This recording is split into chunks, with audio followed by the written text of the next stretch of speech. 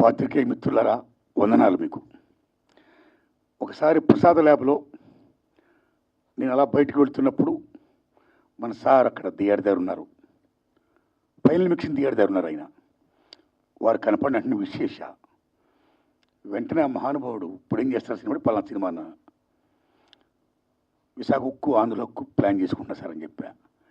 ఆయన ఒక మాట అన్నారు, నారాయణమూర్తి గారు మీ సినిమాలు సక్సెసా ఫెయిల్యూరా పక్కన పెట్టండి, మీరు చేసే ప్రతి అటెంప్ట్ కూడా ఒక అచీవ్మెంట్, మీకు ఎప్పుడు ఏ సహకారం కావాలని చేస్తాను అని ఆ మహానుభావుడిని అడగకుండా ఎంతో సహాయ సహకారం అందించాడండి.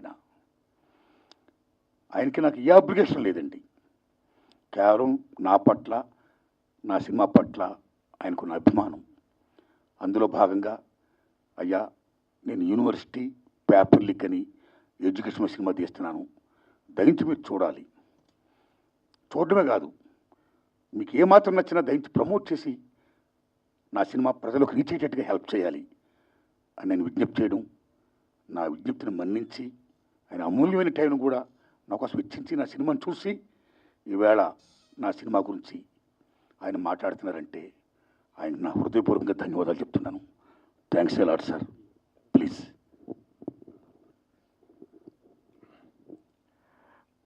ఆయన ప్రేమతో చెప్తున్నారు కానీ యాక్చువల్గా ఆ రోజు నేను ఆయన కలిసినప్పుడు, అంటే ఎప్పటి నుంచో నేను భీమవరంలో సినిమాలో రాకముందు నుంచి, ఎందుకంటే ఆయనది 32 సినిమాల ప్రయాణం, అదేమి చిన్న ప్రయాణం కాదు. నేను ఎందుకు ఆ మాట చెప్పానంటే ఆయన సినిమా ఆడటం ఆడకపోవటం అనేది తీసి పక్కన పెట్టి ఆయన వన్ మ్యాన్ ఆర్మీ. ఆయన దాంట్లో రాజు ఆయనే, సైన్యాధిపతి ఆయనే, సైనికుడు ఆయనే, అన్నీ ఆయనే. సో ఒక్క మనిషి సినిమా ఆలోచన పుట్టడం దగ్గర నుంచి దాని ఎగ్జిక్యూషను, దాని తాలూకు రిలీజ్ వరకు సినిమాని తీసుకెళ్ళి జనం ముందుకి థియేటర్లో సినిమాని ఒకే ఒక వ్యక్తి ఇంత ప్రయత్నం చేస్తున్నారంటే అది కూడా ఖచ్చితంగా ఏదో ఒక కారణం ఉండి తీరాలి సినిమాకి, దానికి ఖచ్చితంగా ఏదో ఒక ప్రయోజనం ఉండి తీరాలి. ఒక మాట మనం ఖచ్చితంగా మాట్లాడాలి, ఆ మాట వినపడాలి. అంటే నొక్కబడే గొంతుల గురించి మాట్లాడడానికి ఒక గొంతు ఉంది, ఆ గొంతు అందరికీ వినపడాలి. అది మనకు నచ్చచ్చు, నచ్చకపోవచ్చు, దాంతో మనం ఏకీభవించవచ్చు, ఏకీభవించకపోవచ్చు, కానీ వాళ్ళు మాట్లాడాల్సిన అవసరం ఉంది, అది మనం వినాల్సిన అవసరం కూడా ఉంది. లేకపోతే ఏం జరుగుతుందంటే ప్రపంచంలో ఏకపక్ష ధోరణి అనేది రావటం మూలంగా రాబోయే జనరేషన్స్ చాలా సంకుచితంగా తయారైపోతారు. సో అందుకని విభిన్నమైనటువంటి గొంతులు, విభిన్నమైన అభిప్రాయాలు, వీటిల్లోనే బ్యూటీ ఉంది. సో అలాంటి ఒక పార్శ్వం, అలాంటి ఒక అందం ఆర్ నారాయణమూర్తి గారి సొంతం. అది ఆయన తాలూకు శైలి, అది ప్రత్యేకం. ఇప్పుడు ఈ సినిమాకి వచ్చినప్పుడు కూడా నేను సినిమా ఎలా ఉంది అని ఒకే ఒక మాటలో చెప్పాలంటే, నేను 2.5 గంటల పాటు వచ్చి ఫస్ట్ కార్డు పడిన వెంటనే 162 నిమిషాలు అనగానే నేను కొంచెం భయపడ్డా. అయ్యో బాబు 2 గంటల 40 నిమిషాలు ఇప్పుడు కూర్చొని చూడాలా మనం ఈ సినిమా? ఫస్ట్ వచ్చే భయం. ఎందుకంటే కరోనా తర్వాత అందరికీ కూడా ఏ సినిమాని కూడా 20 నిమిషాల మించి 30 నిమిషాల మించి చూడలేనటువంటి ఒక, ఏమంటారు దాన్ని, ఒక అది యాంగ్జైటీ అనాలా, అసహనం అనాలా, అలాంటి పరిస్థితిలో ఉంది ప్రపంచం మొత్తం. అలాంటి సినిమాని 2 గంటల సినిమా, 2 hours ఇప్పుడు నేను చూసింది, 2 గంటల సినిమా చూస్తే, క్షమించాలి సమయం తప్పుగా చెప్పా, 2 గంటల సినిమా చూసినప్పుడు నాకు చాలా ఫాస్ట్గా పరిగెత్తి వెళ్ళిపోయింది, సినిమా అయిపోయింది. దాంతో విషయం, ఇందులో ఉన్న విషయం పేపర్ లీకులు, యూనివర్సిటీలు లేదంటే కాలేజీ రోజుల నుంచి విద్యాబోధన ఇంగ్లీష్లో జరగాల, తెలుగులో జరగాల, విద్యార్థులు ఉద్యోగాల కోసం జాబ్ క్యాలెండర్ల కోసం వెయిట్ చేయటం, అక్కడ కూడా లంచాలు ఇచ్చిన వాళ్ళకి ఉద్యోగాలు వస్తుంటే మిగతా తాలూకు స్టూడెంట్లు కానీ మిగతా వాళ్ళ తాలూకు నిస్పృహ, ఇందులో ఏది కూడా మన ఇమీడియట్గా ఉత్తేజపరిచే అంశాలు కాదు, ఏదో ఆలోచింపజేసేవు లేదా నిరాశపరిచే అంశాలు అయినప్పటికీ కూడా సినిమాని చాలా బలంగా పట్టుగా నడిపించారు. నేను అనుకోవటం అది మీ సిన్సియారిటీని అనుకుంటున్నాను. కేవలం మీ సిన్సియారిటీ మూలంగానే మనకి లోపల ఏదైనా ఒక లాంగ్వేజ్ వచ్చే లోపే మీ సిన్సియారిటీ వల్ల బ్రదర్ ఒక్క నిమిషం. అంటే మాకు ఏదైనా లోపల ఒక లాంగ్వేజ్ వచ్చే లోపే మీ సిన్సియారిటీ వల్ల దాన్ని ఏం మాట అనలేకపోతున్నాం. అంటే మిమ్మల్ని ఎందుకు గౌరవిస్తారు అంటే అందరం కూడా, మేమంతా కూడా ఎందుకు గౌరవిస్తాం, మేము కానీ పాత్రికేయులు కానీ మీడియా కానీ లేదంటే ప్రేక్షకులు కానీ ఎందుకు గౌరవిస్తారంటే మీ అభిప్రాయం నచ్చో నచ్చకో రెండూ కాదు, మీరు అది చెప్పే తీరు, దాన్ని మీ అభిప్రాయాన్ని మీరు ముందుకు తీసుకెళ్ళటంలో మీకున్న నిబద్ధత, మీ సిన్సియారిటీ, దాన్ని మాత్రం ఎవ్వరు క్వశ్చన్ చేయలేరు. అది మాత్రం మీ సొంతం. అలాంటి వాటి కోసమే నేను ఇప్పుడు వచ్చి మీ పక్కన నుంచున్నాను. కేవలం ఏంటంటే మీ నిబద్ధత నచ్చే దానికి గౌరవం ఇచ్చే. ఎందుకంటే ఇంతలా రాజీ పడకుండా బతకటం అందరి వల్ల సాధ్యం కాదు, నా వల్ల కూడా. నేను చాలాసార్లు రాజీ పడ్డాను నేను. సో అందుకని ఏంటంటే ఇలా రాజీ పడకుండా బతకటం అందరి వల్ల అవ్వదు, కొంత జెలసీ కూడా ఉంది నాకు.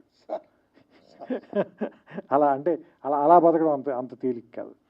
సో అందుకని ఆయన పక్కన నిలబడి ఆయన నా అమూల్యమైన సమయం అన్నారు, కానీ ఆయన తన సమయాన్ని వెచ్చిచ్చి నాకు సినిమా చూపించినందుకు, ఈ సినిమా గురించి నన్ను మాట్లాడమని నాకు అవకాశం కల్పించినందుకు నేను మనస్ఫూర్తిగా ఆయన కృతజ్ఞతలు చెప్తున్నాను. ఈ సినిమా రేపు ఈ నెల ఆగస్టు 22వ తారీఖున రిలీజ్ అవుతుంది. దీన్ని థియేటర్లో చూడండి. ఇలాంటి సినిమాలు ఎందుకు బతకాలి అంటే ఆర్ నారాయణమూర్తి గారు మరిన్ని సినిమాలు ఇంకా తీయాలి. ఎందుకంటే అర్ధరాత్రి స్వతంత్రం నాకు తెలుసు, ఒరే రిక్షా నాకు తెలుసు, చాలా సూపర్ హిట్లు కొట్టారు మీరు. You're super star in your own way. So ఇప్పుడు కూడా చెప్తున్నా కదా, ఆ స్టార్ ప్రెజెన్స్ అయితే ఉంది. మీకు తెలుసో తెలీదో, మేము ఒక సినిమాలో క్యారెక్టర్కి మిమ్మల్ని అనుకున్నాం, కానీ నాకు ఎవరు ఏం చెప్పారంటే ఆయన చేయరని చెప్పారు. ఎందుకంటే మీరు రెమ్యూనరేషన్ ఆఫర్ చేసైతే ఆర్ నారాయణమూర్తి గారిని కొనలేరు అన్న. సో అంటే మీరు చెబితే ఎందుకు జనం ఇలాంటి విషయాలు మీరు చెప్తేనే ఎందుకు వింటారు అంటే, మీరు దాని డబ్బుల కోసమో సక్సెస్ కోసమో చెప్పరు, నిజంగా దాన్ని ప్రజలకి తెలియజేయాలని చెప్తారు కాబట్టి దాన్ని చూడడానికి వస్తారు, దాన్ని గౌరవిస్తారు. ఇప్పుడు నేను కూడా 2 గంటల పాటు నేను ఎందుకు గౌరవించి చూసి ఇక్కడికి వచ్చి మాట్లాడుతున్నానంటే దానికోసమే. సో ఈ సినిమా ఆడాలి. మీరు ఖచ్చితంగా నెక్స్ట్ సినిమా ఇంకా చాలా ఏమంటారు దాన్ని, కొంచెం ఎక్కువ డబ్బులు ఖర్చు పెట్టి ఇంకా మంచి ప్రొడక్షన్ వాల్యూస్తో తీయటానికి అవకాశం కలిగేలాంటి డబ్బులు ఈ సినిమా మీకు ఇవ్వాలని, అలాంటి సక్సెస్ వస్తుందని నేను కోరుకుంటూ, ఎస్పెషల్ ఇందులో నాకు ఆ గద్దర్ గారి పాట కూడా బాగా నచ్చింది. అది గద్దర్ గారు రాశారు, మీరు చెప్పిన తర్వాత నాకు ఇంకా ఆనందం వేసింది, ఎందుకంటే నాకు ఇష్టమైన రచయిత ఆయన. సో ఆయన పాట చాలా బాగుంది ఆ పాట మాత్రం. సో నేను ఆ పాట మీరే పాడారేమో అనుకున్నాను, ఎందుకంటే వాయిస్ విని కొంచెం రాగా ఉంది వాయిస్ అయింది. సో అంటే ఆ పాత రికార్డింగ్ని వాడుకున్నట్టున్నారు మీరు, అందుకని that was a good song తాత ముత్తాతలు ఆ song. And I like the film అండి, నాకు నచ్చింది సినిమా. సో మీ అందరికి కూడా నచ్చుతుందని ఆశిస్తున్నాను. మరోసారి మా కోసం ఇంత రాత్రి సమయం వరకు వెయిట్ చేసిన పాత్రికేయులందరికీ కూడా నా కృతజ్ఞతలు చెప్పుకుంటూ, నాకు అవకాశం ఇచ్చిన నారాయణమూర్తి గారికి మనస్ఫూర్తిగా నా అభినందనలు. అండ్ ఈ సినిమా సక్సెస్ అవ్వాలని నేను ఆకాంక్షిస్తూ ఆయనకి నా శుభాకాంక్షలు తెలియజేస్తాను. అయ్యో మీరు రావాలనుకోండి. Thank you sir, thank you all, thank you అండి.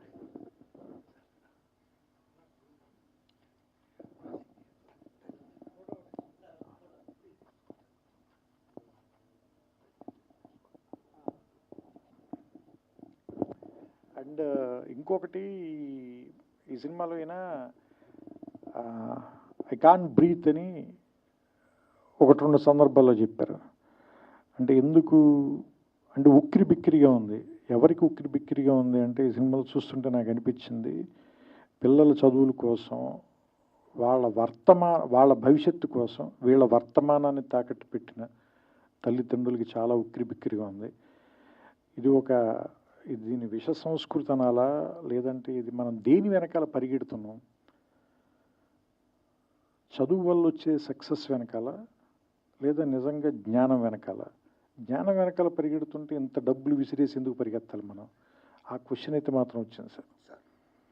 సో అంటే యాక్చువల్గా జ్ఞానం మనకి ఆనందాన్ని ఇవ్వాలి, ఇంత నొప్పి ఎందుకు ఇస్తుంది, ఇంత బాధను ఎందుకు ఇస్తుంది, మన కన్న వాళ్ళకి ఇంత కష్టాన్ని ఎందుకు ఇస్తుంది? ఎందుకంటే నేను కూడా ఇంజనీరింగ్లో ర్యాంక్ వచ్చి, బట్ అది ప్రైవేట్ కాలేజీలో వచ్చింది నా ర్యాంక్, 3000 చిల్లర ఎంత ర్యాంక్ వచ్చింది. మా ఫాదర్కి మేము 4 పిల్లలం, ఆయన నేను చదివించలేను అన్నాడు.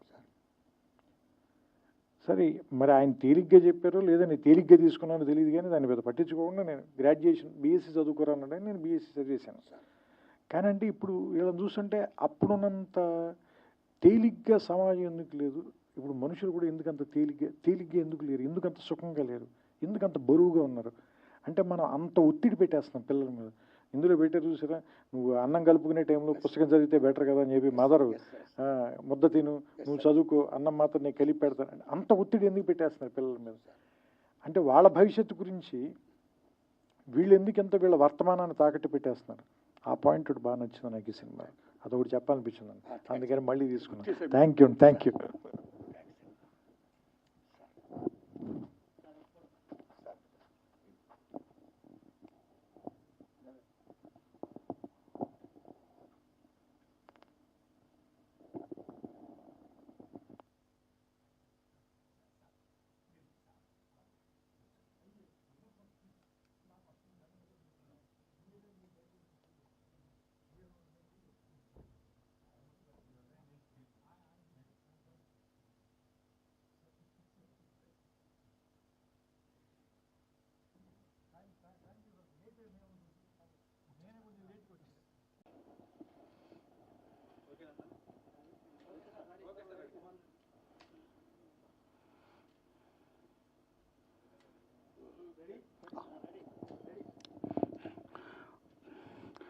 పాత్రికేయ మిత్రులారా, త్రివిక్రమ్ శ్రీనివాస్ గారు నా విజ్ఞప్తిని మన్నించి వారు రావడం, నా సినిమా చూడడమే కాదు ఆయన మెచ్చుకోవడం, చాలా మంచి సినిమా తీసుకున్న నారాయణమూర్తిని మళ్ళా అభినందించడం, ఇది కేవలం విద్యార్థులే కాదు, తల్లిదండ్రులే కాదు, ఉపాధ్యాయులు మొత్తం అందరూ కూడా చూడదగ్గ మంచి సినిమా తీసావని ఆయన ఇలా చెప్తుంటే నాకు చాలా ఆనందం ఉందండి. వారికి హృదయపూర్వకంగా ధన్యవాదాలు చెప్తున్నాను సార్. ఈ సినిమా ఈ నెల ఆగస్టు 22వ తారీఖుని రిలీజ్ చేస్తున్నానండి. ఓ ప్రేక్షక దేవుళ్ళరా మీరు చూడండి. నా చిత్రం ఏమాత్రం బాగున్నా సరే 10 మంది చెప్పండి, ఆదరించండి. నేను ఇంకా ఇలా చిత్రాలు తీయడానికి నాకు శక్తిని ప్రసాదించండి. వందనాలు మీకు. Thanks a lot. Thank you. ఈ టైం కూడా వచ్చారు మీరు పాత్రికేయ మిత్రులారా, మీ దండం పెడుతున్నాను.